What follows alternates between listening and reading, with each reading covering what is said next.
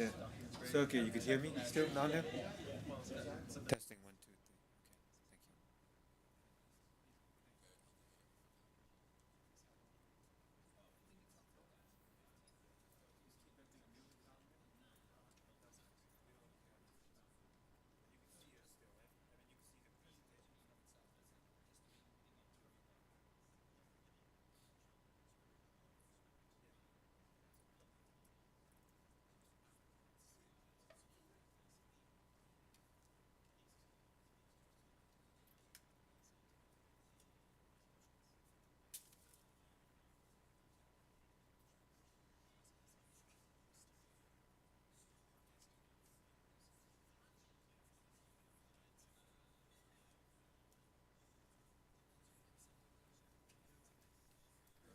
Okay, thank you.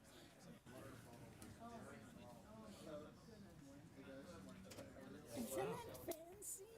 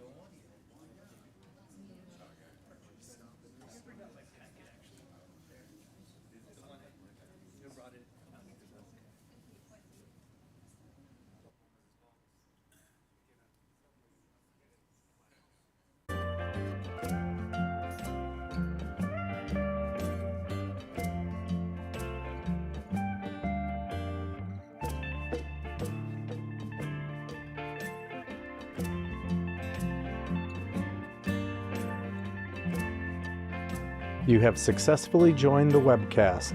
Please stand by. The meeting will begin shortly.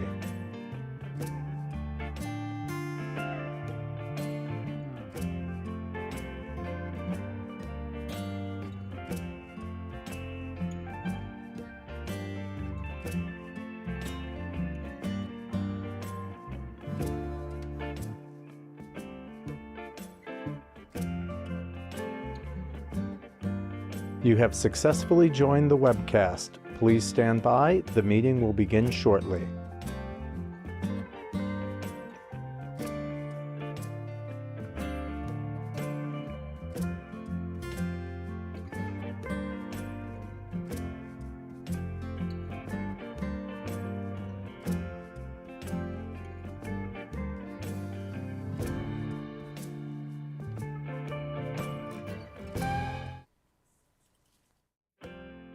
You have successfully joined the webcast. Please stand by. The meeting will begin shortly.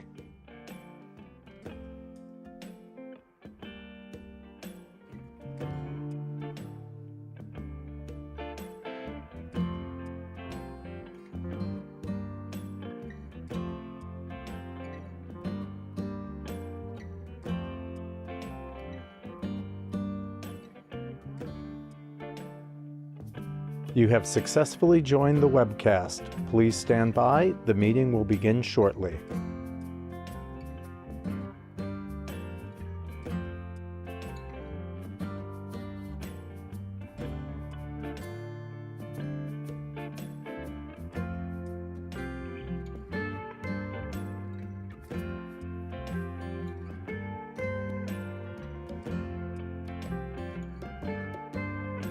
You have successfully joined the webcast. Please stand by. The meeting will begin shortly.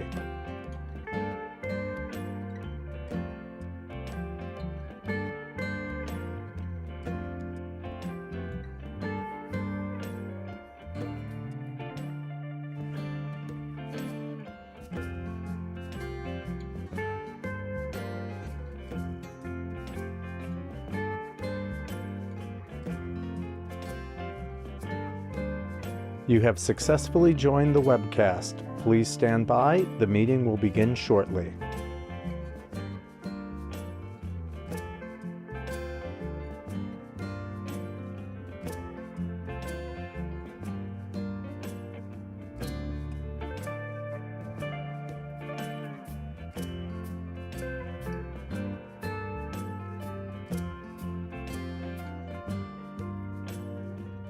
You have successfully joined the webcast. Please stand by. The meeting will begin shortly.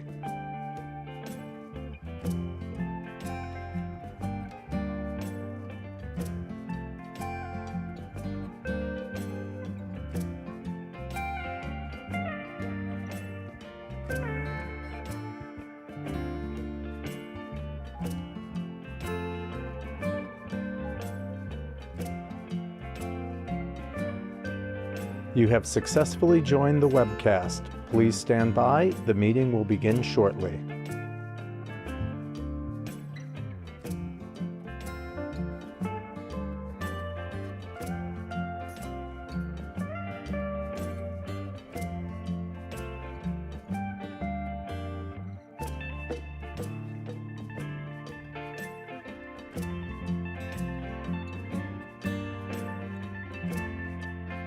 You have successfully joined the webcast. Please stand by. The meeting will begin shortly.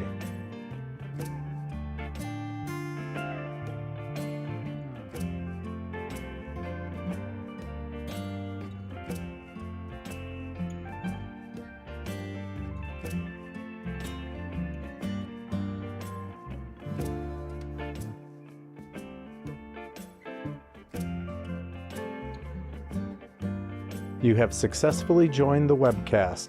Please stand by. The meeting will begin shortly.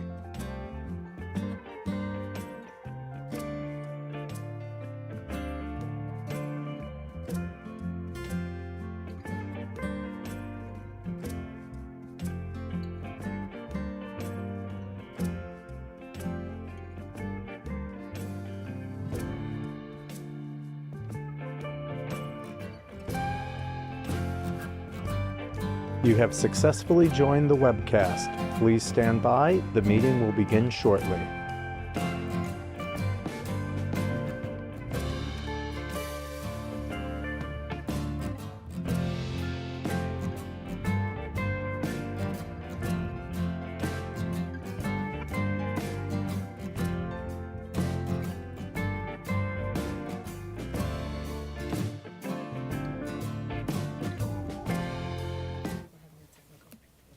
We are having a technical thing, I'm just told. That means a technical difficulty.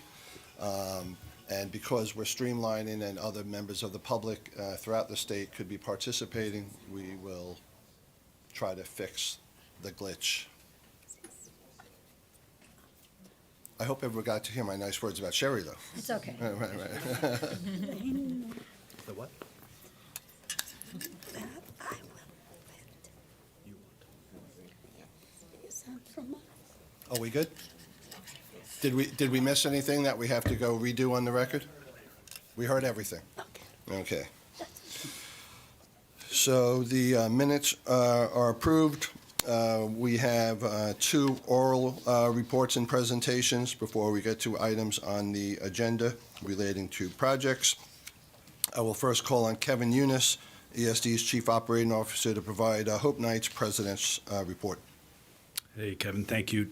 Just want to know for the record, in case I will be voting on behalf of Hope today, too. Got it. I'm sorry. Yep. So even without you, we have a quorum, and now you just add. Double to the, quorum. Double quorum. Yeah. Exactly. Very good. Thank you. Sorry, Thanks, Kevin. Kevin. Good morning, directors. Hope, as Kevin said, is in Western New York today and asked me to step in and do the update. Governor Hochul and the state legislature enacted the state budget this month, I think. Yeah. And that enacted budget includes key economic development priorities that will really strengthen and build on the work that we do here at ESD. And I just want to highlight a few items. First, I would talk about the enacted budget, including the modernization and revamping of the New York State Film Tax Program. A really substantial increase, expanding the annual cap to $700 million from $420 million. They increased the credit amount of qualified costs from 25 to 30 and includes some above-the-line costs. This will provide incentives for productions relocating from other states as well. These changes were really important to ensure that New York stays competitive in this classic New York State industry. Since the inception of the program has returned roughly $9 for each dollar, $9 in economic activity for each dollar of tax credit that has been provided. And over $35 billion in spend has occurred related to the tax credit program since 2014, when the program was created. The budget also includes a new $6 million technology innovation matching grant program to be run by the ESD division NISTAR. More than half of states in the country have a matching grant program for applicants seeking federal small business innovation research and small business technology transfer funding, known as America's Seed Fund. New York did not, and frankly, I think that put us at a competitive disadvantage. This program will provide matching grants to recipients of that federal funding, and the matching investment will support the growth of small businesses and scientific development in New York. Additionally, the budget included a grant program called the Small Business and Entrepreneurs Grant Program. It's a $400,000 program which will make, I would call micro grants, $5,000 to $25,000 for entrepreneurs and small businesses. Funding can cover startup costs of a new small business or support or expand an existing small business in New York. Importantly, these applicants must be graduates of New York's Entrepreneurial Assistance Center programs. We also included an expansion or some amendments to the linked deposit program. The linked deposit program is a really cool program we have at ESD where businesses are offered sort of a reduced rate loan via state deposits into banks where we take a lesser interest rate, and those small businesses benefit from a lower interest rate. This year, we made some amendments to the program where we increased the lifetime cap for loans to $6 million from $2 million, and we increased the loan amount, the max loan amount, from $2 million to $6 million as well. These caps haven't been adjusted in over a decade.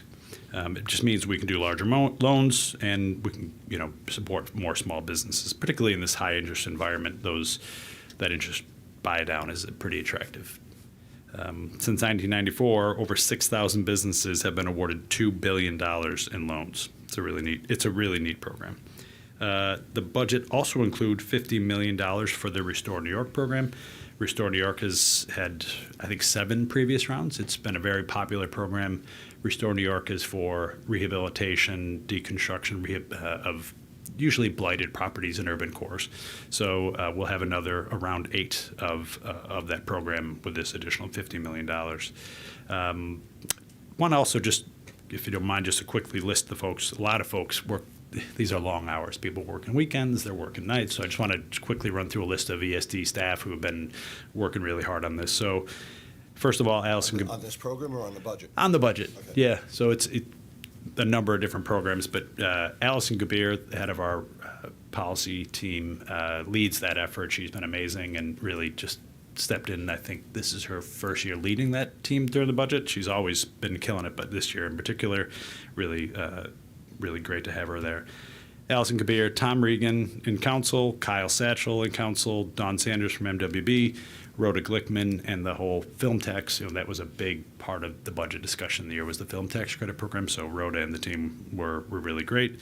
Elizabeth Morrissey, who works for Allison, Liz and her team working closely on all the small business, and Paul Matros with our tax credit team, who's supported both film tax and a number of other efforts during the budget. So on behalf of Hope, just want to thank all of ESD's team and thank them all for their hard work.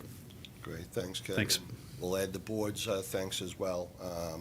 I'm always impressed with the caliber and the quality and the professionalism of the staff here, and so they all do a great job. And a lot of those people who I actually don't know, because they're probably more behind-the-scenes players, and and we get to see more of the programmatic people. So thanks for acknowledging them, Kevin. Yeah. All right, does anybody have any questions? Any board members have any questions for Kevin? All right, thank you.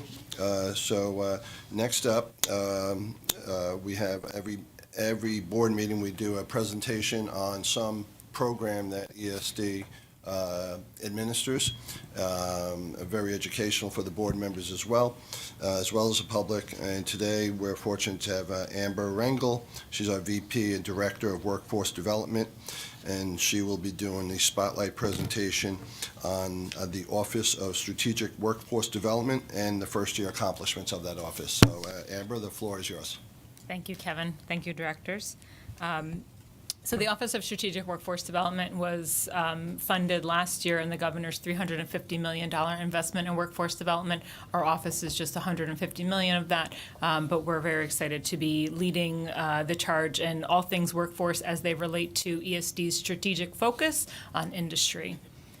So our key priorities are industry-driven workforce development. Unlike a lot of other ESD incentives for businesses, this is funding training and education providers partnering with business and industry. So it's for business and industry. We do want to make sure that they are getting the benefit and they're partnered with training and education providers, but it's not directly going to business. We do have a strategic focus on good jobs with a definition in our guidelines. Good jobs looking at living wages and pathways to family-sustaining wages in high-growth industries. And one thing that we're very excited about is the opportunity to expand opportunities for historically marginalized communities through providing wraparound services such as childcare, transportation. So we do have some flexible funding for that.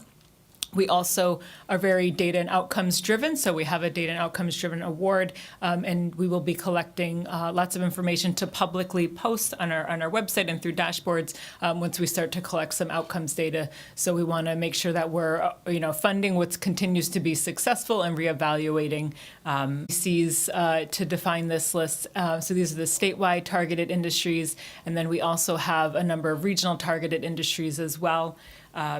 So the next one's a bit of an eye test, but things like agribusiness and offshore wind certainly don't make the statewide targets, but they are priorities for certain regions.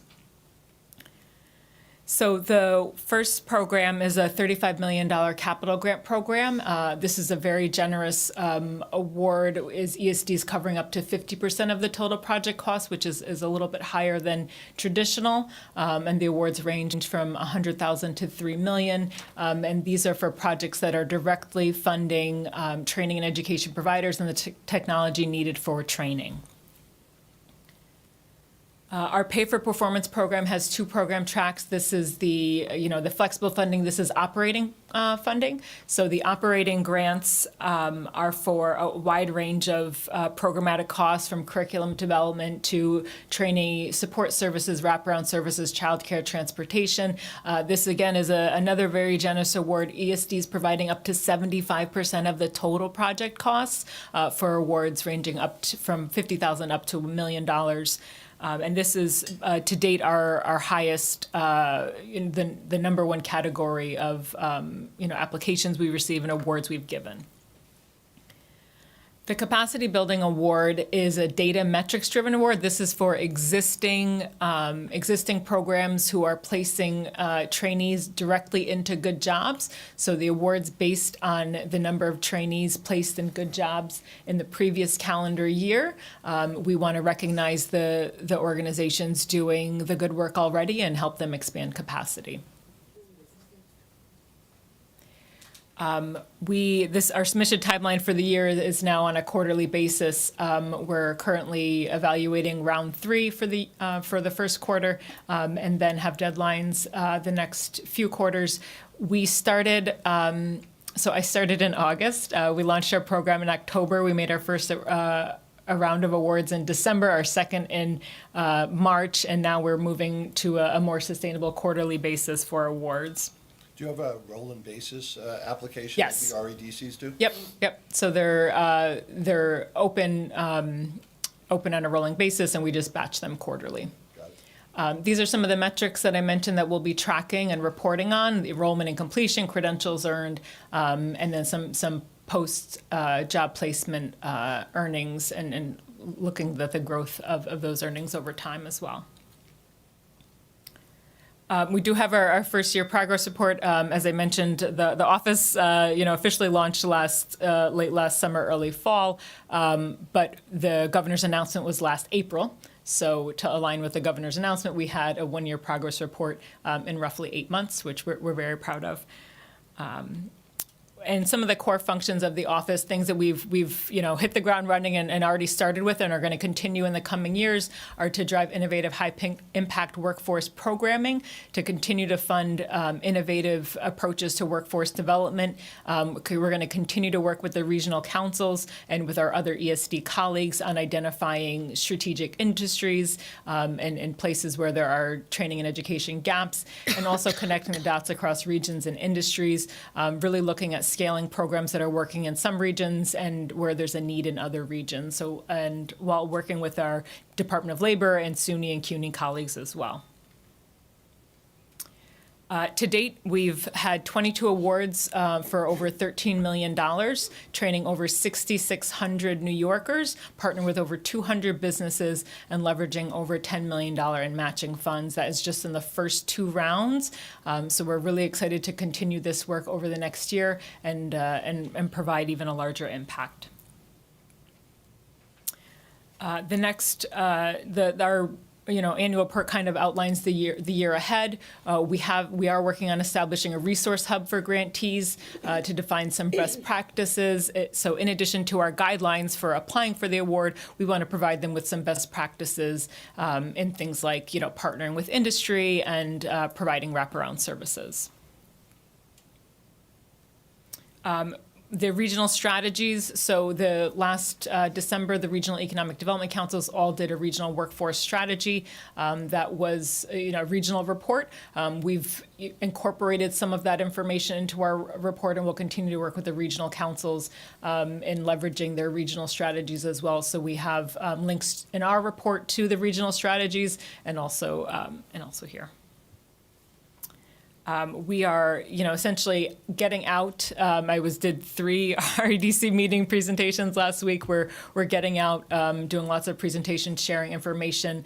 We want to make sure that the people who need access to this funding have it. So we've been encouraging people to, all the resources are on our website, to reach out to our email. We have staff answering the email questions from the public. I have an extensive FAQ and have email alerts for people interested in news from the office. So with that, any questions from the board? Great. Well, thank you very much, Amber. I'll start off. I have 2 questions for you. Sure. I know a lot of the workforce training initiatives for ESD are relatively new, and the Department of Labor used to handle a lot of that. Do we handle all workforce training initiatives now, or does DOL still administer some, and what do they do and what do we not do?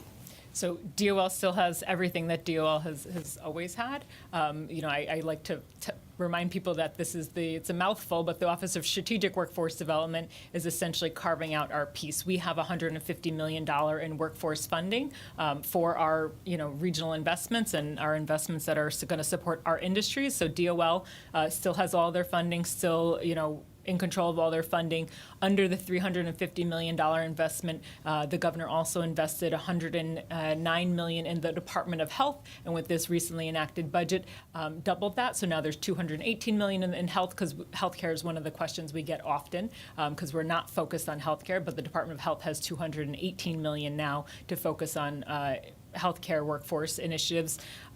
So we're really the other piece about connecting dots across regions and agencies. We're not controlling what the other agencies have, what SUNY and CUNY have. We're really partnering with them and aligning metrics and aligning reporting and aligning resources, and just really working, trying to work collaboratively with them and identifying, this is something that is in DOL's lane, this is something that's in SUNY and CUNY's lane, and, not that we all need to stay in our lane, but just kind of identifying this is being done here, and we don't necessarily need to invest there. Guys, so there's collaboration with all state agencies Yeah. to avoid any duplication of efforts. So that's good. My last question, and I'll go to Hilda and Sherry. I know we partner with a lot of the colleges on the workforce training, but for kids who don't need to go to college because they could get trained in other good jobs, do we also work with the various BOCES throughout the state, and do they get to participate in your programs as well? Yes, we've already funded, I think, at least one BOCES program, but nonprofit and for-profit training and education providers, the K-12 training and education providers, but particularly BOCES and K-12 programs that are going directly into the workforce are eligible for our funding, as are unions and colleges, higher education, Great. four-year Great to hear. and community colleges. Sure. So are you sharing data with the Department of Labor, like unemployment data and things like that, that will help you in evaluation? And is there a coherent evaluation strategy across all of the departments that are doing workforce training? So DOL is the owner of the, I mean, they But do they share with yeah, you? we do, yes. So they have an extensive data shop that we've gotten information from.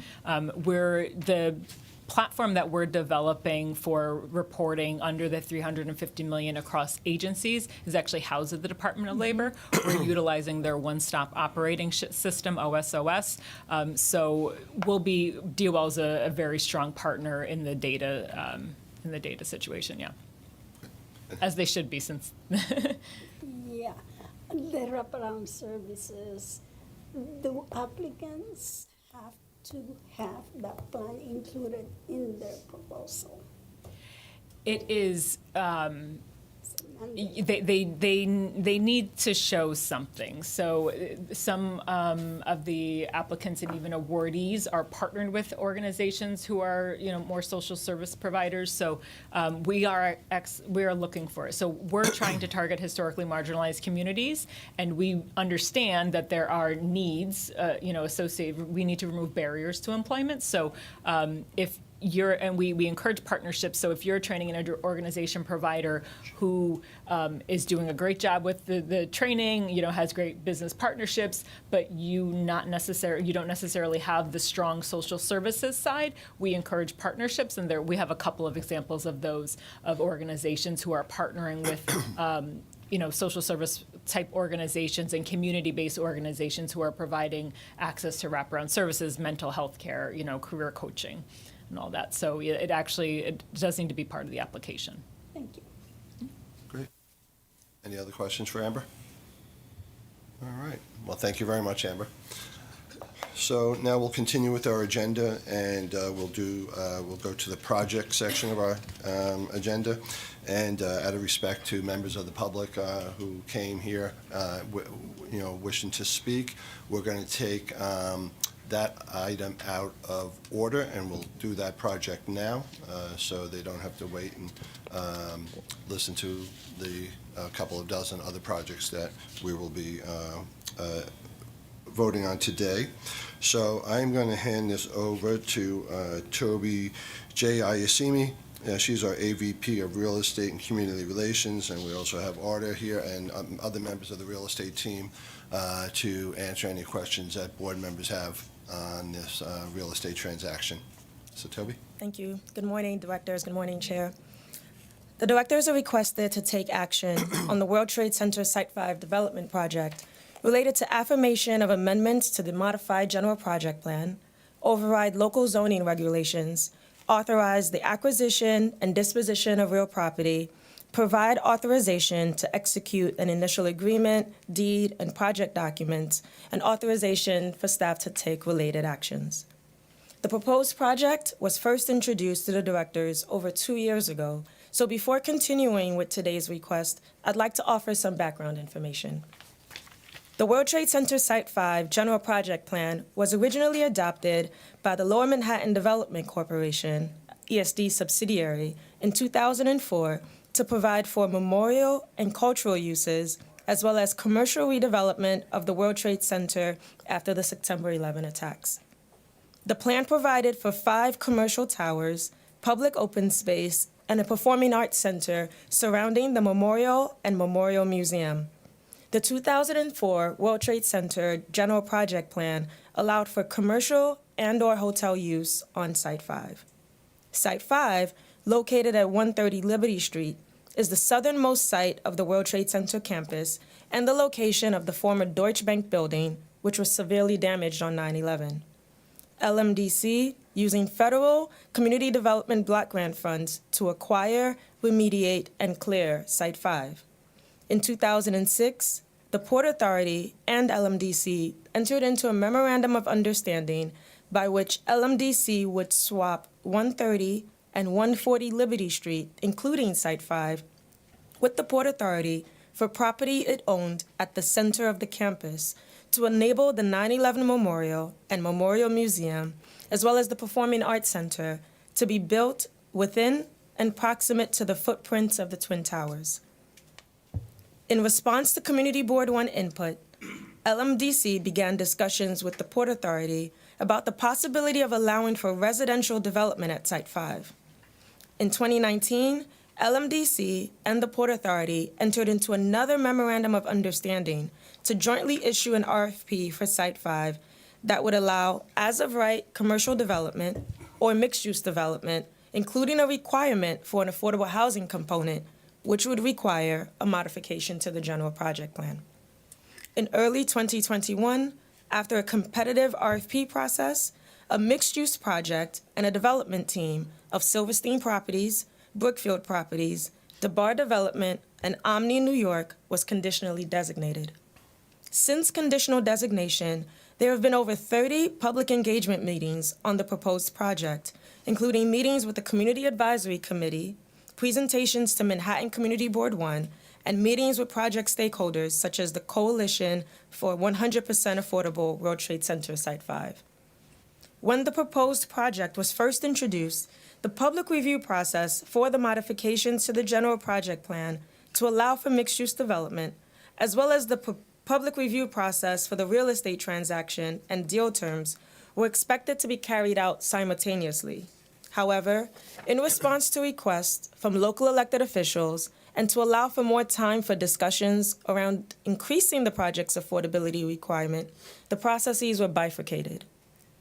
The World Trade Center project was presented to the directors in November 2021 for consideration of the modifications to the World Trade Center General Project Plan. In April 2022, after a public hearing, which was held in January, and a public comment period, which was open through mid-February, the directors approved the modifications to allow for mixed-use development in addition to the already approved commercial use at the site. In July 2022, the directors approved the start of the public review process for the proposed project, including an amendment to the MGPP to override certain zoning requirements to allow for construction of the project in accordance with the mixed-use design guidelines and the proposed real estate transactions. A virtual public hearing was conducted on September 15, 2022, followed by a public comment period through October 17, 2022. 19 of the 27 commenters during the public hearing called for an increase in affordability, most demanding a 100% affordable project. There were 8 supportive commenters who highlighted the opportunity to create thousands of construction jobs and develop a mixed-use tower with hundreds of affordable units without public direct cash subsidy. Of the 18 written comments submitted through the close of the public comment period, 14 comments urged for increased affordability, and 4 comments provided general support for the proposed project. In response to the public comments, requests from local elected officials spanning over 2 years of discussions, and to deliver additional public benefit, the proposed project's affordability requirements have increased from 25% to 30%. The proposed project would deliver a minimum of the 1,200 residential units, with 30% as permanently affordable at an average of 85% of area median income. This means that 360 low to moderate income earning households will be able to apply to live in Lower Manhattan. 1/3 of the affordable units, or approximately 120 units, will be leased at 60% of area median income. That's earnings at approximately $56,000 annually for an individual and $80,000 annually for a family of four. The proposed change does not require public subsidy. The permanent affordable housing requirements would be governed by a regulatory agreement to be administered by New York State's Affordable Housing Agency, Homes and Community Renewal. The regulatory agreement will address unit distribution, marketing, and leasing requirements, as well as compliance with HCR's requirements. The project may deliver additional affordable housing units if public subsidy or public source of funding is identified by April 2024. Increasing the number of affordable units would require millions of dollars in subsidy. For example, per analysis provided by the development team and shared in various public presentations, approximately $120 million would be needed to increase the affordability to 37.5% of the units at an average of 80% of area median income. Increasing affordability to 50% of the units would require approximately $500 million in subsidy. Last year, the Coalition for 100% Affordable World Trade Center Site 5 issued a feasibility study that presented two options for a 100% affordable project. The first option, a 1,600-unit building, would require at least $600 million in subsidy, and the second option, a 800-unit building, would require at least $154 million in subsidy. The Coalition's analysis assumed that the land would be offered at a nominal amount, taking away the $249 million appraised value of the site. Further, the analysis did not consider the equity need, value of the hundreds of Section 8 vouchers proposed, cost of operating and maintaining the 100% affordable tower in perpetuity. As described in the materials, the proposed project would deliver office space, retail, a community facility, a connection to Liberty Park, and approximately 1,200 residential units, of which at least a minimum, again, approximately 360 will be permanently affordable units leased to households earning at an average of 85% of area median income. The estimated total development cost is over $1 billion, and during construction, the annual base rent would be $1,345,000, and after construction, the annual base rent steps up to the greater of 21% of cash flow before debt service, or a minimum base rent of $12.5 million. Per the 2006 MOU I described earlier, the rent payments would be made to the Port Authority as a result of the exchange for the museum and memorial sites. The proposed project would be subject to a payment in lieu of taxes or pilot agreement that would require the tenant to make payments to the City of New York equivalent to real estate taxes applicable to the property if ESD were not owner of the site, reduced by the equivalent value of the Affordable Housing Benefit Program 421A.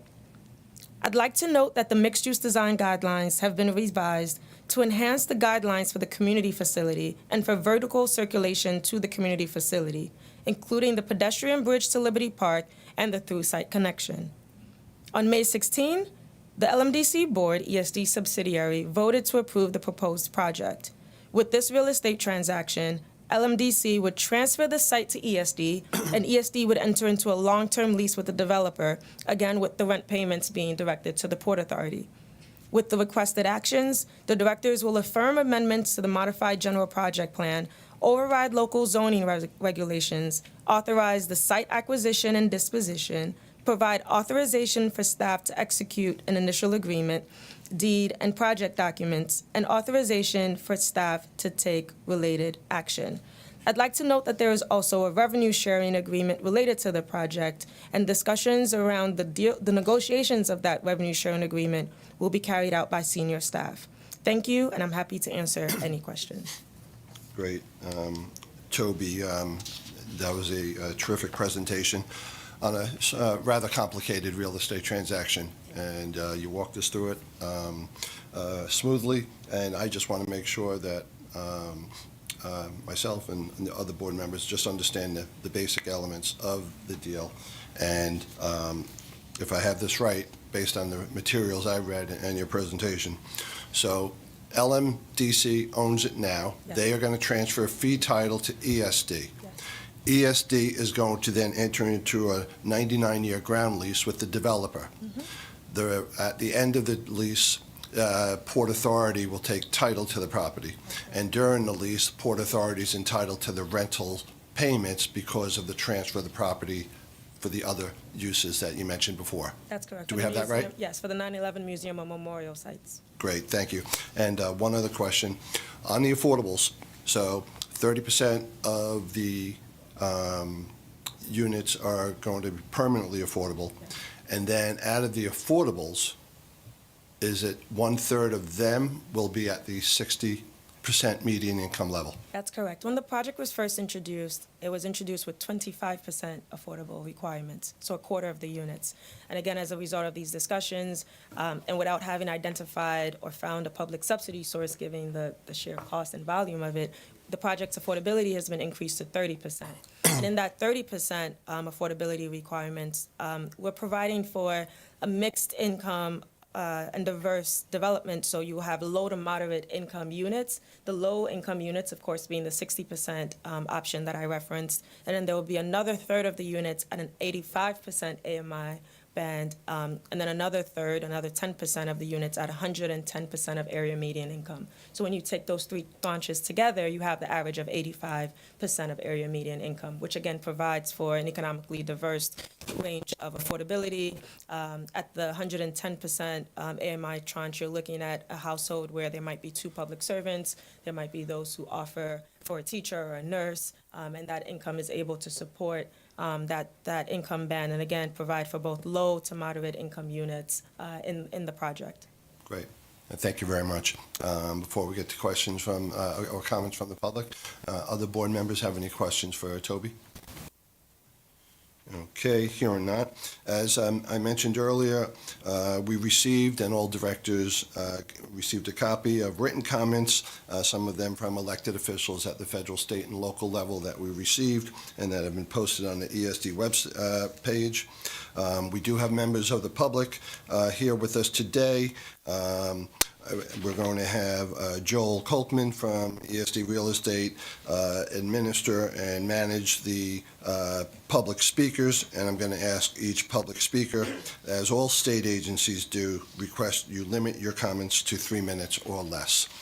So Joel, will you manage the public speakers that we have? And we'll ask each person to state their name for the record, as well as the organization or entity they may be representing. But if you have any other do's and don'ts, Joel, please state them now. I think you got everything. Thank you. So with that, I'll call the first 5 speakers. We have Emily Lang, Connor Allerton, Camille McLean, Carol Lamberg, and Sarah Pennenberg. And so Emily Lang. Hello? Okay. Good morning, everyone. Thank you for having me here today. My name is Emily Lang, and I'm speaking today on behalf of State Senator Brian Cavanaugh, who represents the 5 World Trade Center site.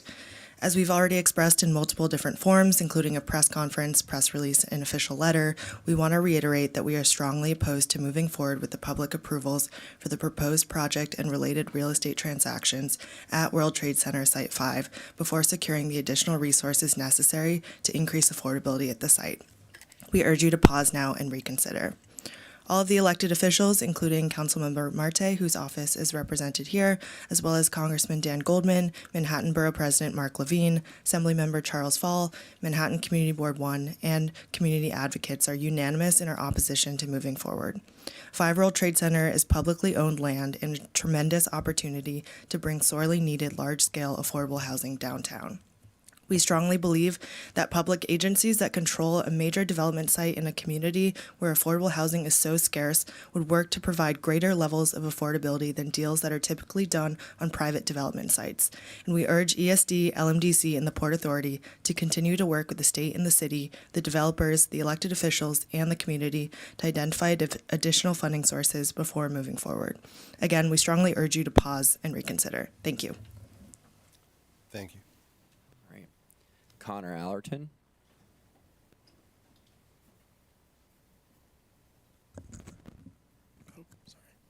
Hello, and thank you for allowing me to speak today. I'm here speaking on behalf of Christopher Marte, council member for District 1 in Lower Manhattan. As council member, I represent the World Trade Center campus, as well as the diverse neighborhoods of Lower Manhattan, all in dire need of affordable housing. Members of these communities have come out in unanimous support for 100% affordability at this site, and I've stood with them since my first day in office. This current 30% proposal, 5% more affordable units than originally proposed, but at higher average incomes, is not more affordable and is not enough. I want to reiterate on behalf of the district I represent my opposition to an approval of the plan as proposed today and demand alongside my fellow elected officials that ESD work with us to exhaust the numerous funding sources identified at the city and state levels that could make this project as affordable as possible for the New Yorkers who desperately need it. I believe that sources such as the Battery Park City Joint Fund, the Port Authority, LMDC, HUD sources, and vouchers, and other city and state sources, as well as further investment from the development team, have not been fully explored and could reach far more affordability on this site. This is a unique opportunity, and I urge you to pause this action until we can fully realize the potential of this site. Thank you. All right. Next, we have Camille McLean.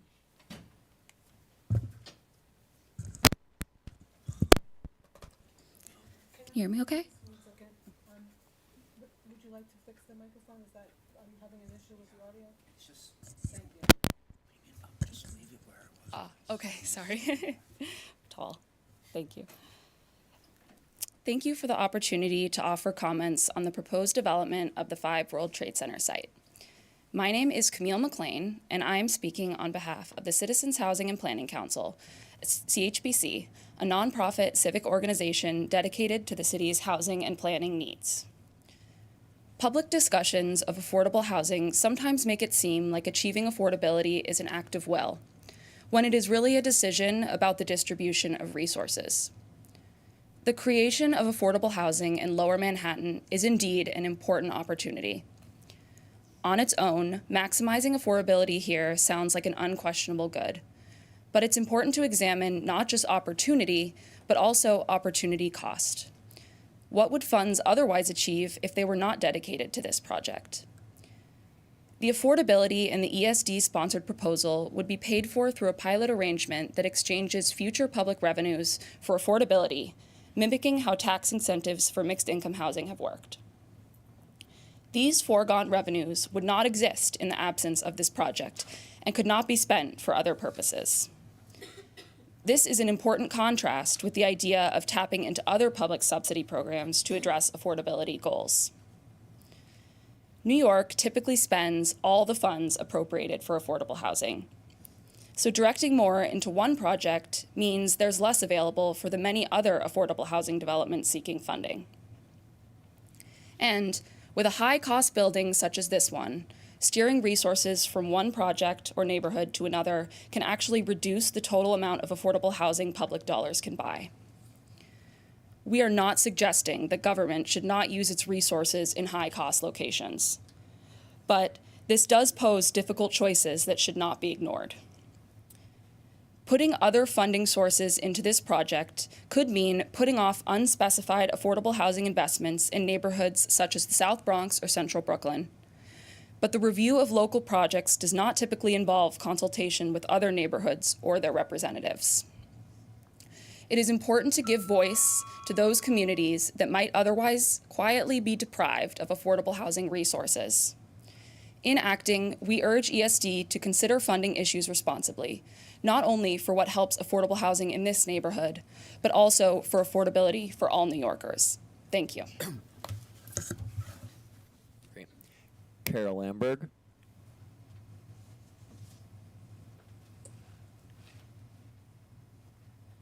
Good morning, and thank you for this opportunity. I'm a board member of Citizens Housing and Planning and respect the agency, but I couldn't disagree more with the former testament. we have so much political support for 100% affordability from Congressman Goldman, from all the speakers who spoke before. We could find new sources that wouldn't deplete the existing city-state funding. My goodness, my favorite program. I've worked in affordable housing for over 50 years. I was executive director of Settlement Housing Fund for 30 years and have worked on unique projects like the first rebuilding of the South Bronx and Manhattan Plaza for performing artists, which revived 42nd Street. This is a very special opportunity. The Coalition for Affordable Site 5, it's such a pleasure to work with them. They want to have priorities or at least special outreach to first responders and 9/11 survivors and to achieve diversity. When you get that from a community, and Community Board 1 agreed, government should respond. It doesn't happen that often. The city and state, I'm sorry, CHPC, all have said affordable housing in every neighborhood, including high-income neighborhoods that have the resources that could make the residents achieve upward mobility in the future. You don't get a chance like this every day. So at least I know we could probably get a reservation of vouchers from around the country if we went to Secretary of HUD, vouchers that weren't used. If we got a few, say 300 vouchers out of the hundreds of thousands that are issued, we could certainly get up to 50% affordability and maybe find an appropriation or leftover money from the World Trade Center that people say can't be used. Well, let's make it usable. Let's do something. Let's not find reasons not to do something. It would be, again, an opportunity that doesn't come every day. I'm proud of every project that Settlement Housing Fund developed. They're 30 years later, they're thriving and economically, socially. So let's do something unique here. Let's have 100% affordable, or as high as affordability as we can get on Site 5 World Trade Center, with special outreach to first responders and 9/11 survivors, and to achieve diversity. Thank you for letting me speak. Thank you. Sarah Pennenberg.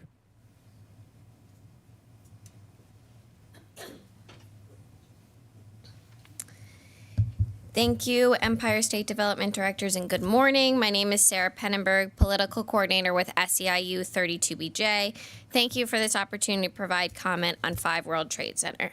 SEIU is the largest property service union in the nation, representing 175,000 members across 11 states in Washington, D.C. 32BJ members are the backbone of the property service sector in New York City, performing essential work in commercial and residential buildings, stadiums, airports, and many more locations.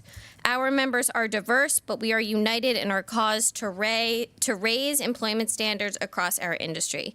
The union is pleased to share that it has received a credible commitment from the developers of 5 World Trade with respect to creating family-sustaining business service jobs. These jobs mean prevailing wages and benefit standards that 32BJ members have fought for and achieved in the industry.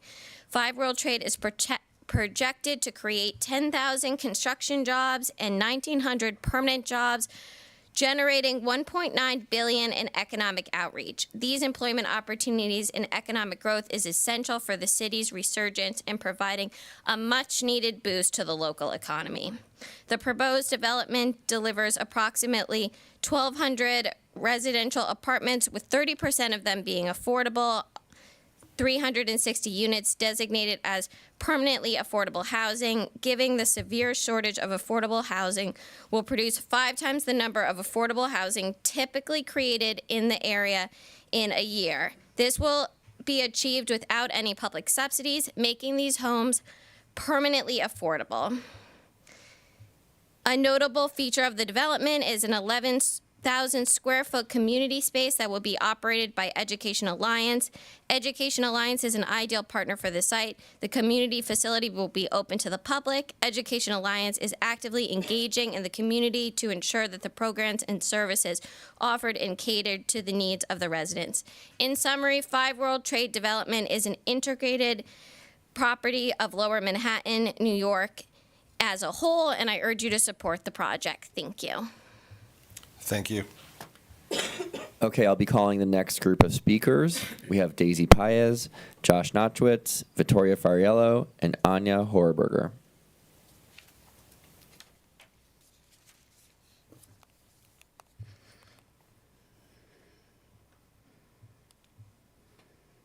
Good morning, everyone.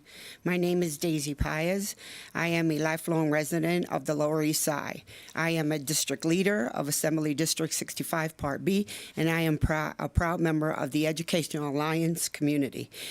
I'm here to give my strong support for the planned 5 World Trade Center Community Center development. Moving this project forward will allow Education Alliance to expand into a state-of-the-art facility in a landmark location and allowed them to better serve the needs of all New Yorkers, to understand just how special an organization like Education Alliance is and how invested they are in the Lower Manhattan community. You just have to look at my story. I was first introduced to Education Alliance when I was a young mother looking for daycare. At the time, I was 35, had no job, no training, and a young child. Life was very stressful. But after enrolling my daughter at Education Alliance, I found out they were just as interested in my success as they were in hers. With Education Alliance support and much encouragement, I was able to get my GED and eventually attend some college. They gave me a job as a receptionist, and I retired 25 years later as the Manny Cantor Community Liaison, helping to bring important issues from the community to the attention of Education Alliance leadership and helping the community understand the many resources Education Alliance has to offer. What I want everybody here to understand is that my story is not unique. Education Alliance has helped so many people who lived in the Lower Manhattan achieve their dreams. And what makes Education Alliance so special is that they understand everyone's vision of American dream is different. They believe that everyone deserves the opportunity to achieve their dreams, no matter their background, their race, or gender. All are welcome to receive the tools to better build a better path for their future. That is why they have always remained invested in the success of the people of the Lower East Side. And it's why they always show up for New Yorkers when we need them the most, whether it was after the tragedy of 9/11, the devastation of Hurricane Sandy, or now with the COVID-19 pandemic. They don't assume what's best for the people. They take the time to build relationships with our community and to truly understand their needs. I cannot think of a better organization than Education Alliance to lead this project. Thank you so much for your time. Thank you. Josh Notchwitz. Good morning. My name is Joshua Nakowitz. I am the Senior Vice President for Economic Development at the Alliance for Downtown New York. We are the business improvement district that represents Lower Manhattan and the financial district. What was overwhelmingly once almost entirely commercial and business district, Lower Manhattan is now a vibrant and mixed-use community, home to over 63,000 residents and a diverse mix of over 1,000 restaurants and retailers. Brookfield Properties and Silverstein Properties' proposed redevelopment project at Site 5 would help complete the World Trade Center redevelopment and contribute greatly to Lower Manhattan's long-term success and prosperity and our continued recovery from the devastating impacts of the COVID pandemic. The Downtown Alliance has long advocated for the redevelopment of Lower Manhattan into a mixed-use and vibrant district. The residential and retail uses being proposed at Site 5 are consistent with the broader planning principles that guided the redevelopment of Lower Manhattan since September 11th. Bringing new residents into the area is more important now than ever as we continue to recover from COVID and continue to try to grow the customer base for our local retailers and restaurants. Everybody acknowledges that far too little affordable housing has been built in our community in Lower Manhattan. While over 21,000 housing units have been built in the district since 2000, only 552 of those units have been affordable. The current proposal would add 360 new permanently affordable housing units for families in Community Board 1. Those 360 units represent 65% of the total number of units that have been built over the previous generation in Lower Manhattan. Not only does this project provide that many units, it does so without public subsidy and with permanent affordability. It's worth noting that the cost of additional subsidies from public sources would come at an unusually high cost per unit, as we heard in the presentation earlier. That could be tens, if not hundreds of millions of dollars in additional scarce public funding. At a time when the volume of need throughout the city for affordable housing is so huge and so pressing, that is a stark sum of public dollars to commit to one single project. Lastly, one of the earliest goals embraced by the World Trade Center planning process was reconnecting the campus to the surrounding community. By adding much-needed retail and a great community facility and vibrancy to Greenwich Street, the proposed Site 5 project would substantially improve the pedestrian environment in the area south of the World Trade Center, and would finally realize the long-standing goal of fully restoring Greenwich Street as an attractive and pedestrian-friendly corridor. On behalf of our Board of Directors, the Downtown Alliance strongly encourages ESD to approve this project. Thank you. Thank you. Vittoria Fariello.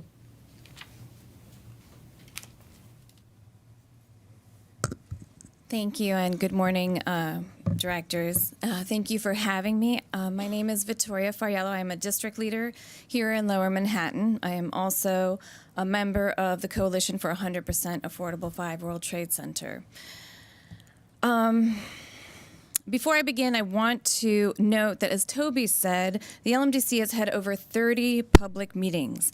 At every single one of these public meetings, the community has said over and over again, we need more affordable housing. Over the last 20 years, we've lost over 6,000 units of affordable housing. So while we appreciate, and we do appreciate, the offer made to bring 360 affordable units or 300 units, it's not making a dent in what we have lost. I'd also like to note that the union members that were previously mentioned would not be able to live in this building that we are going to build. And respectfully, I'm going to say the question you need to ask yourself is if you want to be part of a legacy that builds 900 luxury units on public land where 2 firefighters perished in the midst of a housing crisis? Or are you willing to work with the community and our elected officials to build a truly affordable building that can house the very people who rebuilt Lower Manhattan, our first responders and our 9/11 survivors?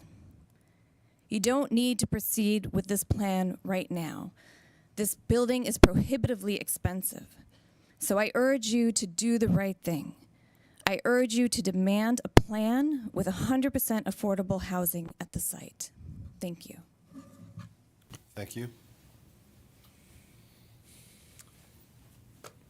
And Anya Horberger. Good morning, distinguished directors and chair. My name is Anya Hoberger. I serve as interim president and CEO of Educational Alliance, and I'm here today to voice our strong support for the development of 5 World Trade Center. For those of you who don't know EA, we are a nonprofit network of community centers that have served the people in Lower Manhattan for over 130 years. EA was originally founded to meet the needs of Jewish immigrants arriving in the United States. Although the demographics of the communities we serve have changed over time, human needs have not, and neither has our mission to help all people realize their version of the American dream. Today, our network of community centers and community-based programs includes 4 brick-and-mortar centers across Lower Manhattan, serving over 50,000 New Yorkers in an average year. As you heard from my colleague Daisy, no matter which of our programs or centers you engage with, our message is the same: you belong here. Our goal is to turn strangers into neighbors and make high-quality, transformational community programs and social services accessible to all New Yorkers. At the Manny Cantor Center, for example, all of our programs and services are economically integrated and offered at sliding scale rates, including free of charge. Our board's strategic vision for the organization over the next several years includes exploring ways to increase our impact in Lower Manhattan. The prospect of operating a community space in 5 World Trade Center is well aligned with these goals. We also think 5 World Trade Center is an incredible opportunity to extend our mission to provide high-quality services to all New Yorkers. In a building with different uses, as well as residents from many different backgrounds, a community space operated by EA offers a unique opportunity to bring people together in a brand-new, world-class facility. EA's involvement with the 5 World Trade Center project began when the Manny Cantor Center was recommended to the developers as the best-in-class model of a community facility in Lower Manhattan. We have since entered into agreement to be the operator of the facility at 5 World Trade Center, and we are grateful for this chance to extend our mission to another neighborhood in Lower Manhattan. As with everything we do at EA, our first step will be a thorough community needs assessment to ensure we understand which programs are most needed by the people living, learning, working, and raising their families in this part of Manhattan, and how we can be most impactful. This work will help us determine the types of programs we ultimately offer at 5 World Trade Center Community Facility. We will also conduct a public survey so that we can better understand the community's needs, wants, and hopes for our work. Thank you for your time this morning. I hope I have communicated how excited our organization is by the chance to operate a community facility in the new 5 World Trade Center building, how seriously we take that responsibility, and how aligned this new space will be with our current mission to bring high-quality transformational programs to all New Yorkers. Thank you. Thank you. And that concludes our speakers for this item. Okay. Thank you, Joel, and thank you to all the folks who came out and spoke. Let's see.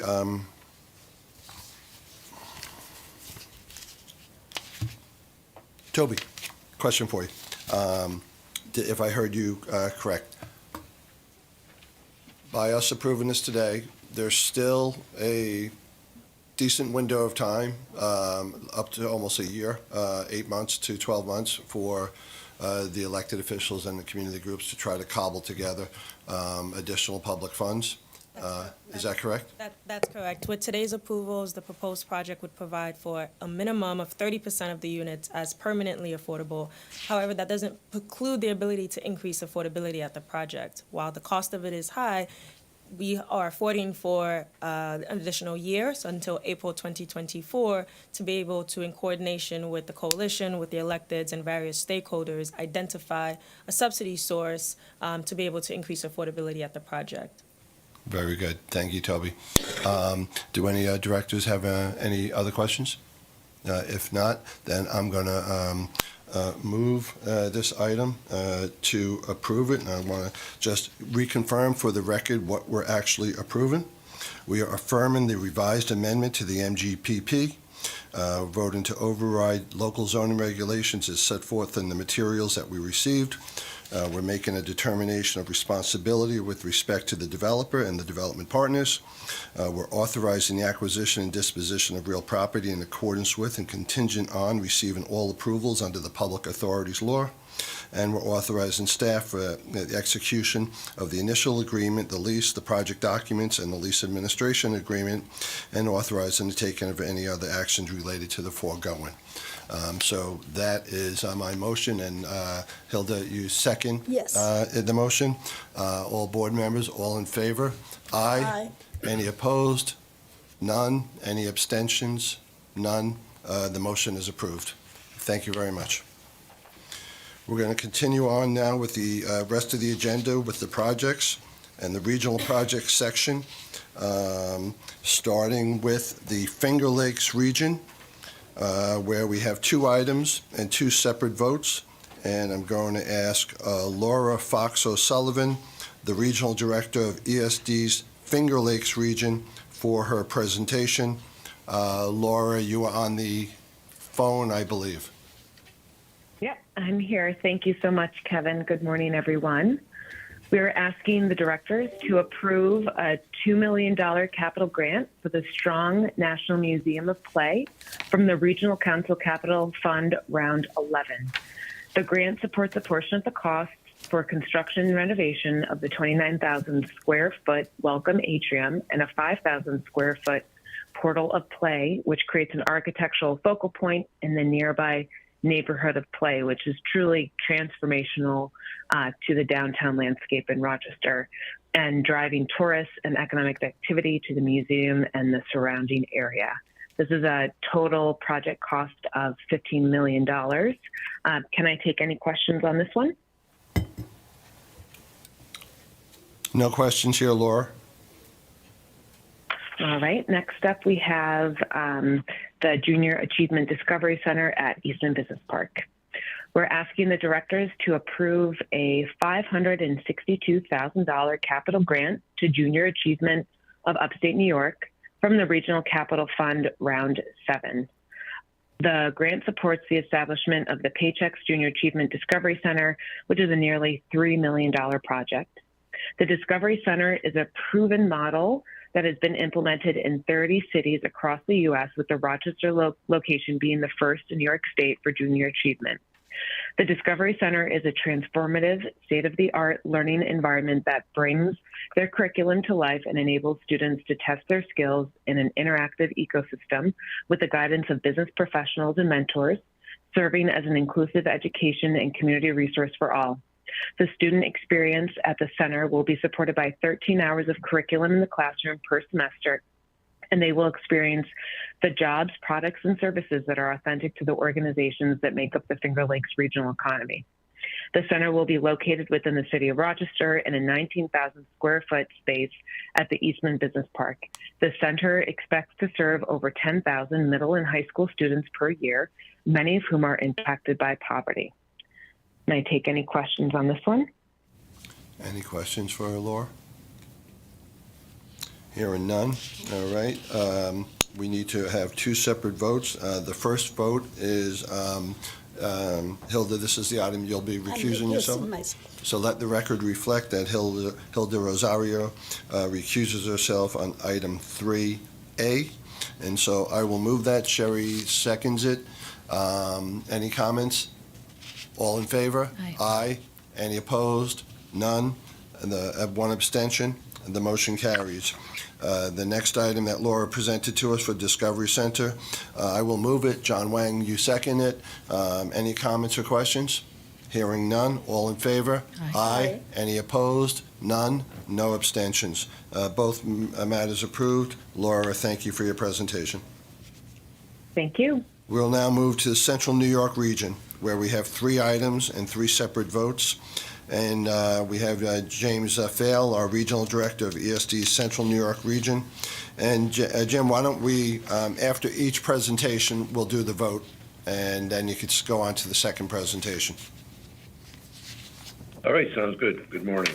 The first project that the board is being asked to approve is a $484,000 grant for Cortland Downtown Partnership, which is a nonprofit organization that is focused on preserving downtown Cortland's architectural aspect, as well as developing commerce and culture in downtown Cortland.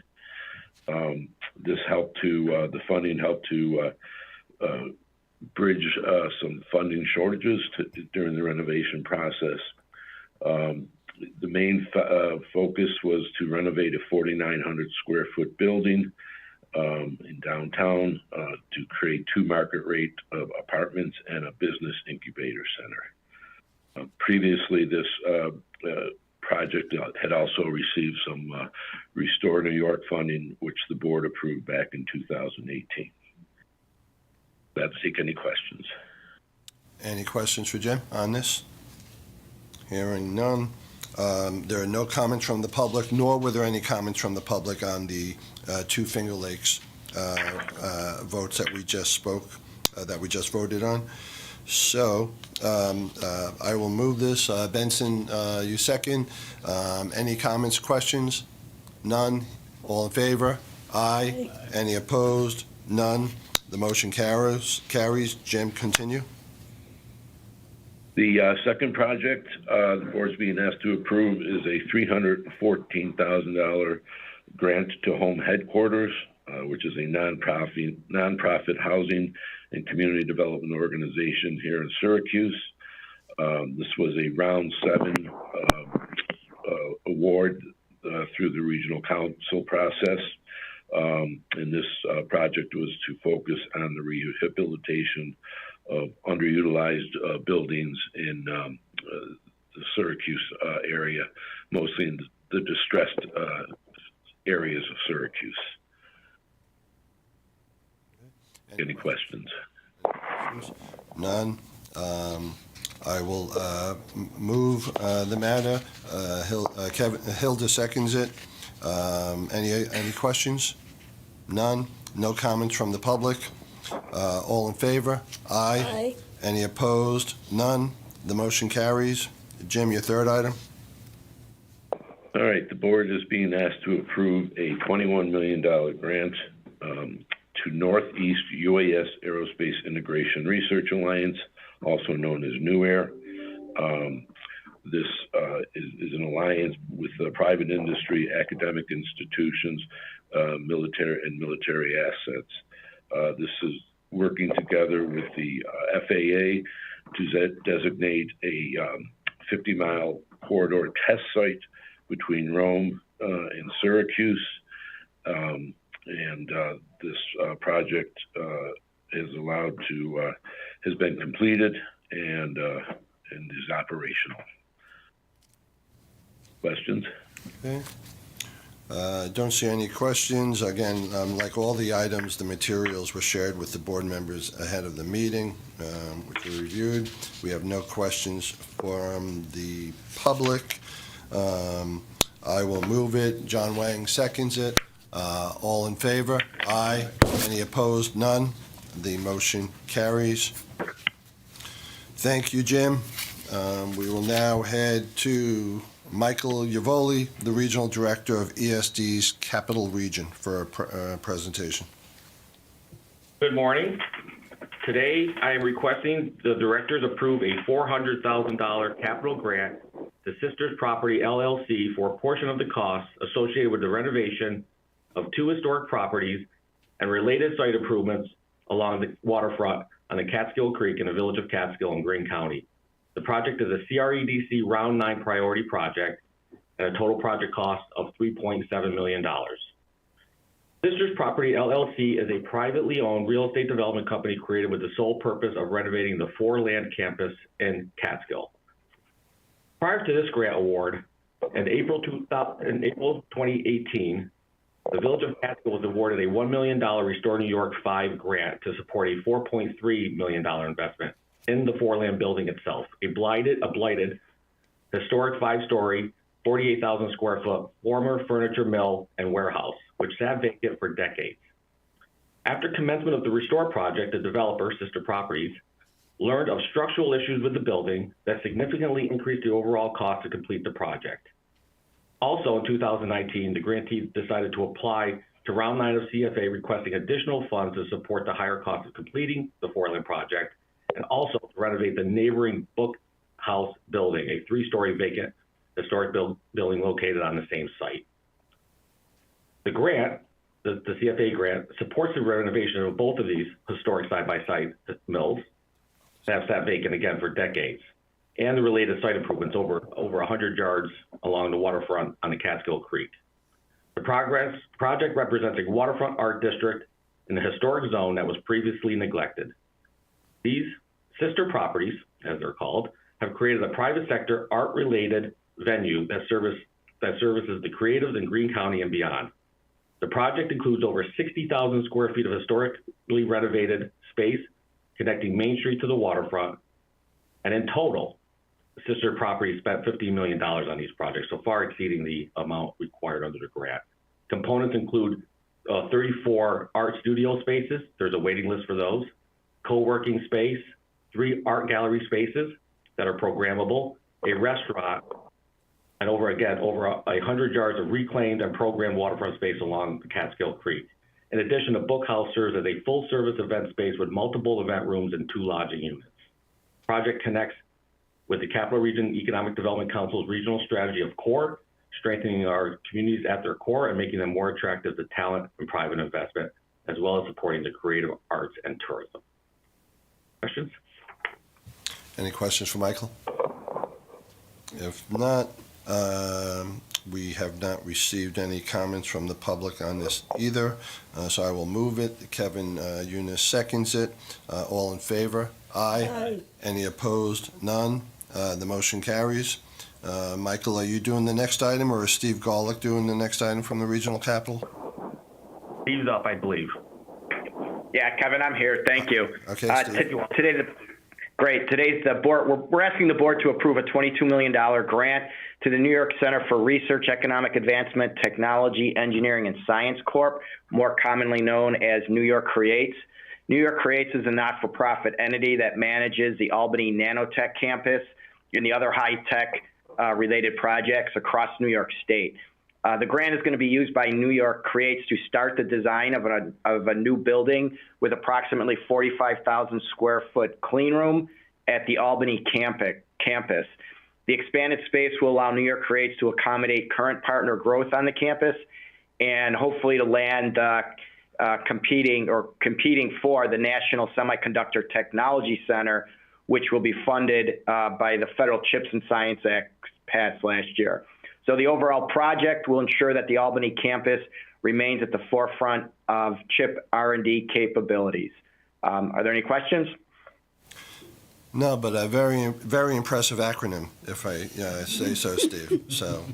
Yeah, I had to review that a few times, so I didn't mess it up. Acronyms to be our strong suit. Yeah, very good. You wouldn't believe how much time it took to come up with that, baby. Oh, I bet. But I'm saying it's very, very impressive. Well done. I will move it. Kevin Eunice seconds it. No questions from the public on this item? Any other questions from the board members? Hearing none. All in favor? Aye. Any opposed? None. The motion carries. Thank you. We are now going to move to the Mid-Hudson region. And Tom Scaglione, he's our regional director, has a presentation to make. Good morning. Thank you.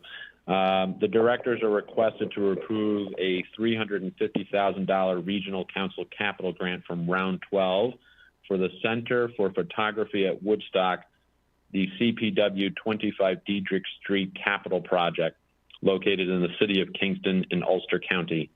The Center for Photography at Woodstock, or CPW, has invested $2.1 million to acquire a vacant historic building in the Midtown Arts District of Kingston, Ulster County. The building acquisition will allow the Center for Photography at Woodstock to relocate from a 1,500 square foot leased storefront in the city of Kingston into a 40,000 square foot, 4-story commercial building. The project will result in the creation of 6 permanent full-time jobs and 5 retained permanent full-time jobs at the project location over the next 5 years. The building acquisition is the first phase in CPW's plans to expand its programming by consolidating its operations under one roof. In a future phase, the building will be rehabilitated and transformed into its new headquarters and adaptively reused for a photography museum, gallery, and community educational center. The building was formerly the Vance Like Cigar Factory, built in 1907. The Center for Photography at Woodstock is a not-for-profit 501c3 artist-centered organization dedicated to supporting artists working in photography and related media. Founded in Woodstock in 1977, it has established itself as a venerable arts institution that provides a community-based venue for arts education, exhibitions, and workforce training programs. CPW's collection includes approximately 2,500 works of photography, including major holdings of notable photographers such as Bruce Davidson, Joel Meyerowitz, and Aaron Siskin, and is a magnet for attracting emerging artists in photography and related media. CPW's newly acquired headquarters' intended uses will create a significant cultural hub in a distressed area targeted for revitalization in one of the Mid-Hudson's Opportunity Agenda areas. The project aligns strongly with the MHRADC's PLAY strategy, a strategy that seeks to enhance residents' quality of life and strengthen the region's identity as a premier tourist destination due to its rich arts and cultural scene and unique history. And the project will involve the retention and creation of net new jobs, which also aligns with the MHRADC's work strategy. CPW also aligns with the ESD's placemaking strategy, as its exhibitions and community programming are expected to be a large draw for residents and visitors to the City of Kingston's burgeoning arts community. And with that, I'm happy to take any questions. Any questions for Tom? Hearing none, we have not received any comments from the public. I will move it. Hilda seconds it. All in favor? Aye. Aye. Any opposed? None. The motion carries. The next item is from Long Island, where Carol Longworth, Regional Director of ESD's Long Island Region, will make a presentation. This is the item I'll be recusing myself on, and so will not be voting, so I'll ask others to make the motion and to second it. But Kara, the floor is yours. Thank you, Kevin. Good morning, directors. The directors are being asked to approve a regional council capital grant of up to $4 million to Suffolk County, and this is to pay for a portion of the cost and design of and construction of a new sanitary force main piping system in Islip, which is, of course, in Suffolk County. This project is complete for a total project cost of just over $30 million. This was a round one priority project for the Long Island Regional Economic Development Council, as it was consistent with the council's strategy to make critical infrastructure investments to support placemaking, remove blight, and encourage job growth and transit-oriented development.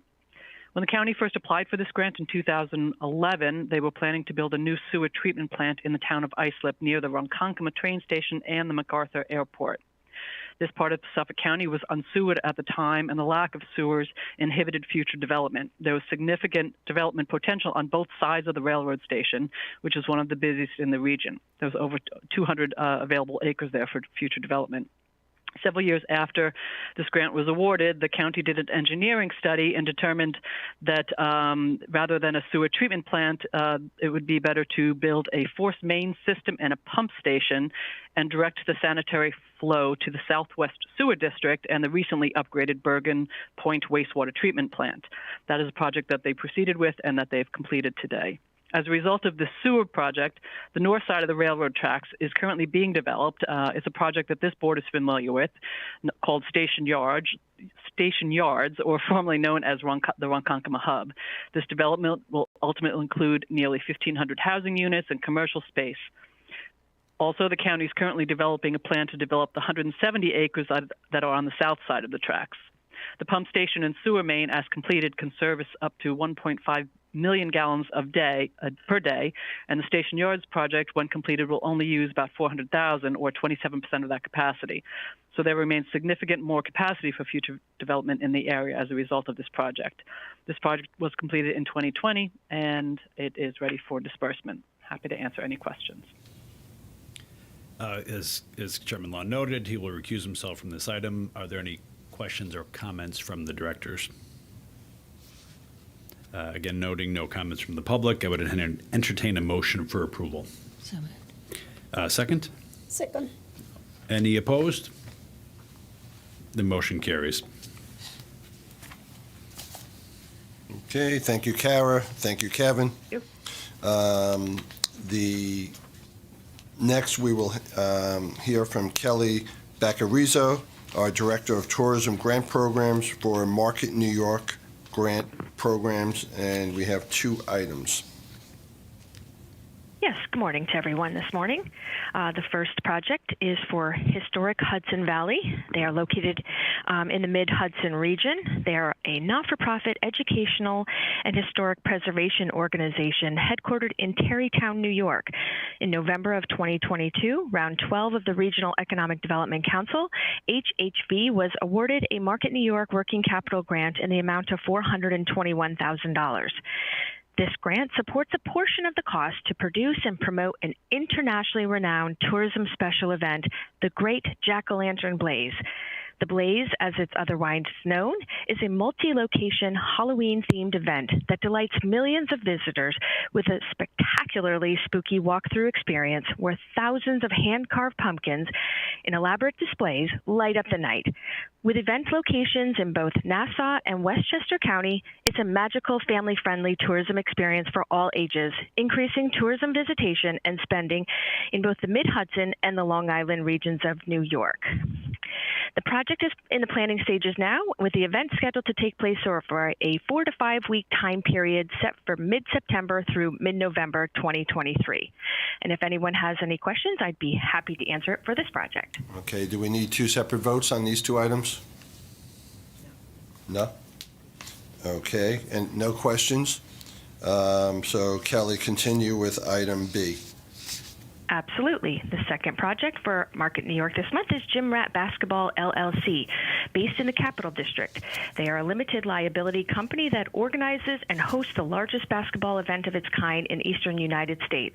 Gym Rat was awarded a tourism working capital grant of $353,000 from Market New York in November 2022 under Round 12 of the Regional Economic Development Council.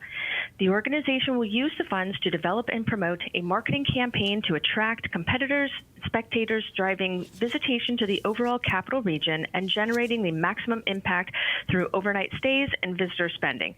This project is currently underway and is scheduled to be completed no later than December 2024. And if anyone has any questions, I'd be happy to answer for this project. Any questions for Kelly? Hearing none, I will move it. John Wong seconds it. No comments from the public. All in favor? Aye. Any opposed? None. The motion carries.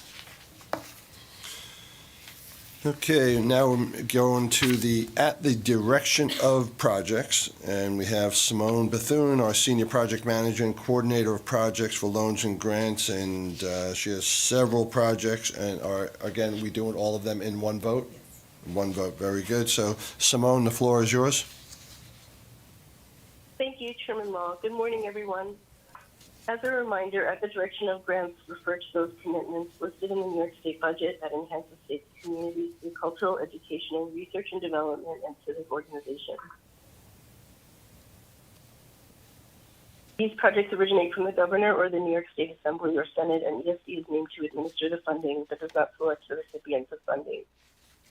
For the first item, we're seeking director's approval of a $500,000 local assistance award to the Center State CEO at the direction of New York State Assembly through Assembly Member Albert Stripe of the 127th District.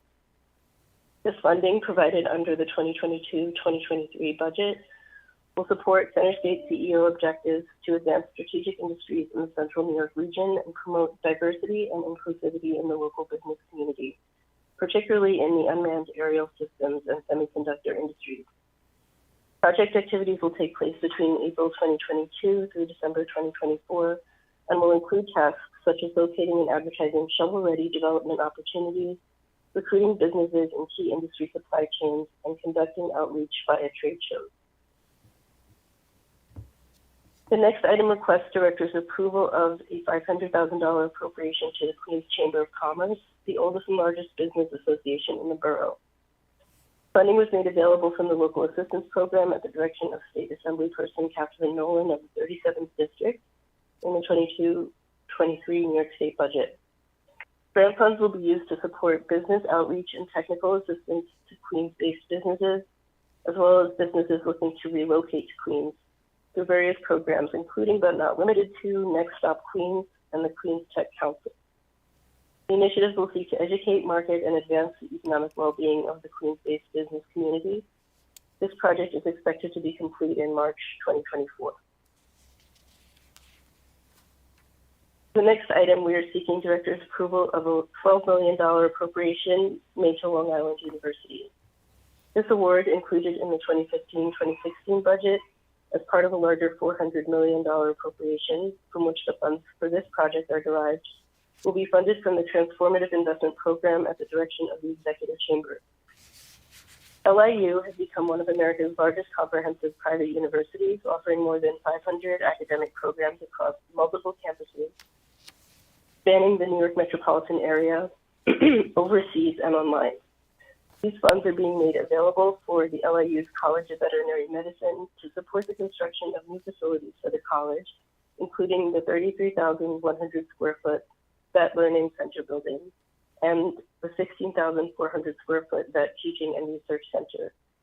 Total project cost is estimated to be approximately $55 million, and construction began in June 2017 and was complete in January 2023. The college anticipates full capacity enrollment of 400 students by August 2023. For the next 5 items, letter D through H on the calendar, the directors are being asked to approve 5 appropriations to the Brooklyn Chamber of Commerce totaling $675,000.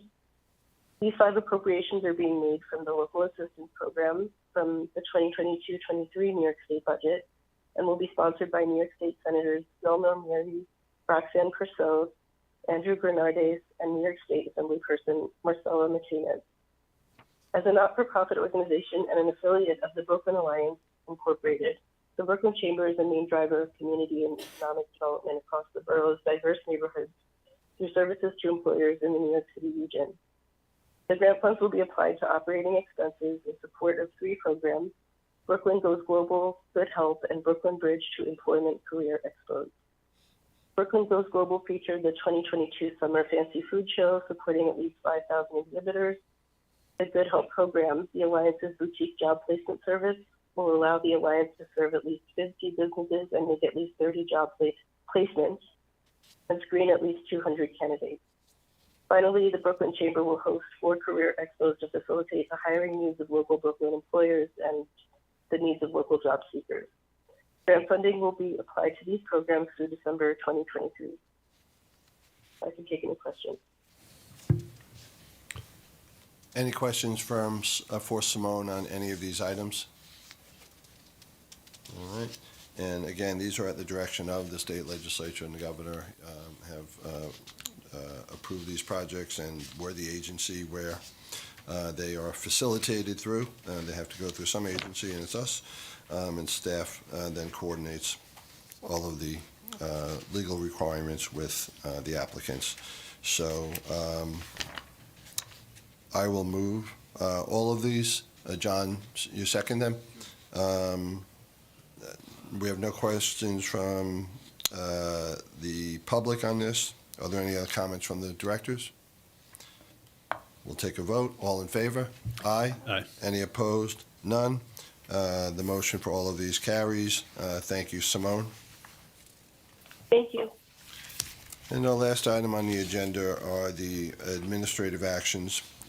Doug Janice, our senior counsel, will walk us through about 9 items, and again, we get to approve all of these with one vote. But Doug, some of these are important, so take your time and walk us through these.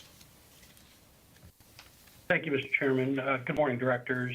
As the chairman just reminded you, in order to help streamline our board meetings, we previously implemented an oral summary presentation process in connection with the administrative action section of the agenda.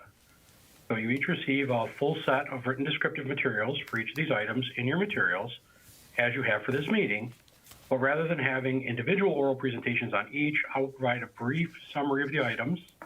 And at the conclusion of the summary, staff will entertain any questions or comments the directors have.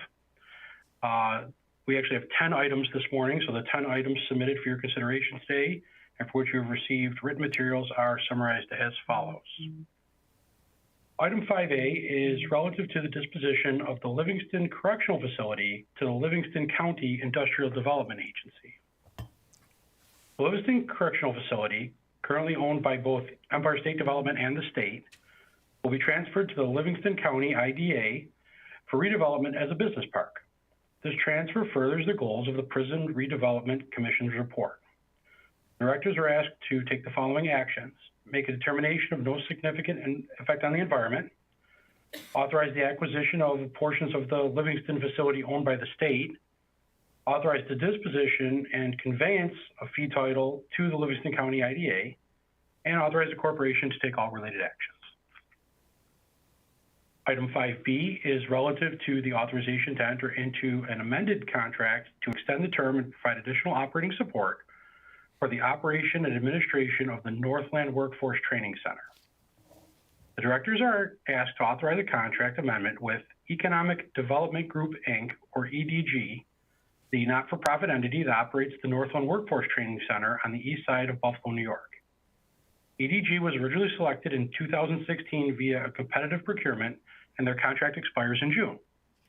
Under the amendment, the contract term would be extended 5 years through June 30th, 2028. In addition, $9 million in operating support will be provided over the extended term, with EDG receiving no more than $2 million in any single year. Item 5C is relative to authorization to enter into a contract with Tilson Technology Management, Inc. The Connect All office is seeking director's approval to enter into a new contract with Tilson Technology Management from July 1st, 2023 through December 31st, 2023, not to exceed $268,959 to complete all remaining technical validation reviews for the New York State Broadband Program. Tilson was originally competitively contracted in 2017 through a pre-qualified list and was the only vendor to bid on multiple solicitations. Based on the facts that they've been the only vendor to bid for these services throughout the program, they are familiar with ESD's processes and requirements, and they are best positioned to complete the reviews of the remaining projects. This vendor's continued services are being procured as a single source contract. Item 5D is relative to the approval of a land bank application for Essex County. Directors are being asked to approve a land bank application submitted by Essex County. A land bank is a not-for-profit corporation created by local governments to assist with the problem of vacant, abandoned, and tax delinquent properties. Per the law creating the land bank program, ESD approval is required before a land bank can be formed. Staff have reviewed the application submitted by Essex County and believe that a strong case has been made that a land bank will be successful in that community. Items 5E and 5F are relative to authorization to enter into contracts for legal services in connection with a development site located at 260 to 270 West 126th Street in New York. Item 5E is for the retention of Mitzner Mausch, PLLC, to serve as environmental counsel for the project. And item 5F is for the retention of Phillips Lytle, LLP, to serve as real estate counsel for the project. Both contracts will have terms of 2 years with the option to renew for 2 additional 1-year extensions and shall not exceed $500,000. Both firms were selected via mini bid from the pre-qualified list and have agreed to bill at rates not to exceed ESD's published maximum compensation rate schedule. Item 5G is relative to the relocation of ESD's office space from 633 3rd Avenue to 655 3rd Avenue in New York, and is authorization to enter into a new lease space or new office lease at 655 3rd Avenue. This is a request to enter into a new office lease at 655 3rd Avenue, New York, and relocate from our current office space at 633 3rd Avenue. This lease will be entered into with landlord DOLP 655 Properties 2 LLC, which is an affiliate of the Durst organization. ESD will occupy floors 2 through 6 with 117,181 square feet of space and an additional 5,396 square feet of concourse space, totaling 122,577 rentable square feet. That lease will commence in spring of 2024 following the substantial completion of the construction work by the landlord in the office space. I was also asked to note that ESD's current lease with time equities will be extended for approximately 1 year until ESD can move into the newly renovated premises. Item 5H is relative to authorization to extend the lease with International Business Machines Corporation, commonly known as IBM, and to make corresponding modifications to the general project plan, authorization to hold public hearings, and authorization to take related actions. This is a request to extend the lease with IBM. IBM proposes to extend the lease in GPP for Lot B from 2023 through June 30th, 2028, and to have the option to purchase back the property at lease termination. This agreement has existed since 1995, when ESD facilitated IBM's construction of a new corporate headquarters building on Lot B by entering into a sale-leaseback agreement in which IBM conveyed its Lot B to ESD, and ESD simultaneously leased Lot B back to IBM through 2023. The lease will continue to provide IBM with certain tax benefits, including reduced real estate taxes via an agreed-upon payment in lieu of taxes or pilot agreement. IBM will continue to pay the pilot under the lease directly to the town of Newcastle. Item 5I is relative to authorization to enter into a contract for IT-related procurement on the Azure Marketplace platform from Dell Marketing. IT is requesting authorization to enter into a contract with Dell Marketing for its Azure Marketplace platform. The Azure Marketplace platform includes over 5,000 IT management tools, including several services needed to develop, implement, manage, and report on ESD's growing number of programs. SharePoint, Azure, Microsoft Dynamics, and Power BI are just some of these tools. And Dell Marketing has been awarded an OGS contract to provide state agencies with the subscriptions for these services within the Azure Marketplace. The term of this contract shall be for 3 years at a cost not to exceed $1.5 million. Our final item, item 5J, is relative to authorization to enter into a contract for professional services related to on-premises and cloud end user computing interface support. IT is requesting authorization to enter into a contract with Z7 Solutions LLC for these services.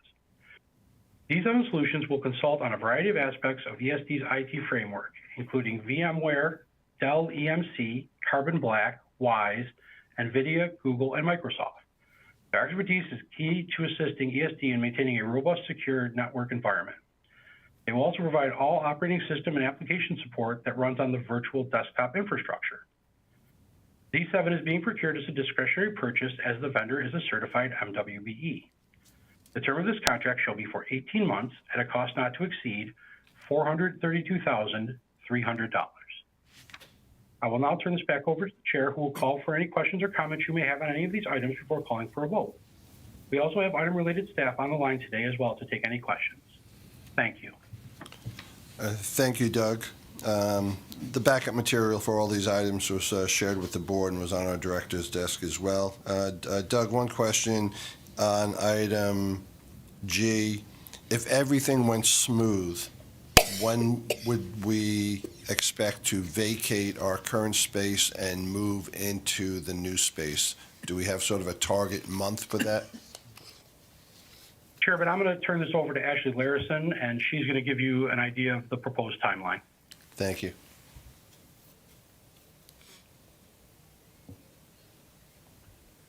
April 24. Yeah, both. Thanks, Kevin. Yeah, it'll occur over the, essentially on Friday we'll be here, and on Monday we'll be there. Is that right? Over a weekend? Yeah. That'll be impressive. So next spring, April, if everything goes smooth. Correct. And we're going to get more space for all our needs at cheaper rent. Bottom line, sounds like a good deal. Yes. Yep. Right. Upgrades, substantial IT upgrades, and it's a great opportunity. Great. All right. Any directors have any other questions on any of these items? We have not received a comment from the public on any of these items. I will move, and for the last time in her capacity as a board member of the ESD Board of Directors, Sherry. I will second. Will second the item. All in favor? Aye. Any opposed? None. The motion carries. There is no other official business for the board. Does any board member have any other item they'd like to raise at this time? Hearing none, I want to thank staff for a good job on a lot of the items.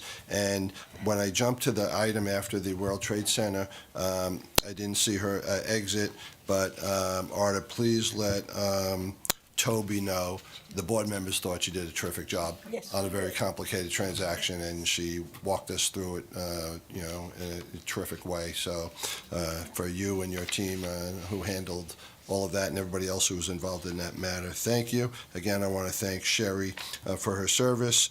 Our next meeting is 1 month from today, Thursday, June 22nd here. And so thank everybody for participating in the meeting, and we stand adjourned. Thank you. Are we having a governance committee meeting? Oh. We're going to do that another time. Oh, we're not going to do it. Oh, okay. Oh. Great. Right.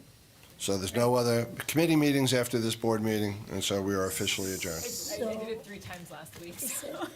Going this way. So wish you luck.